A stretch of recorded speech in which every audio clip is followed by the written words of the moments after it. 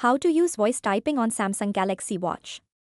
It is very difficult to see and type on your Samsung Galaxy Watch, and it's a little bit inconvenient for users if you want to type or message someone using Samsung Galaxy Watch easily without any trouble. You can use voice typing, voice search if you are searching for apps, and do more things using voice on your Samsung Galaxy Watch. With Galaxy devices, you have a range of voice control options to choose from, including voice access, voice to text, Bixby, and Google Assistant. These voice control features are compatible with various Galaxy devices, such as smartphones, tablets, and watches, allowing you to perform tasks like typing messages, navigating the screen, and calling your device assistant simply by using your voice. Turn on voice typing on Samsung Galaxy Watch Ultra.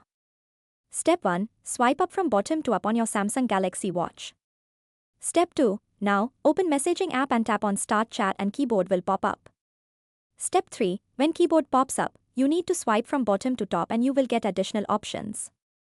Step 4. Now, simply tap on voice or microphone icon. Step 5. Tap on Agree. Step 6. Tap on Allow when using app and grant permissions.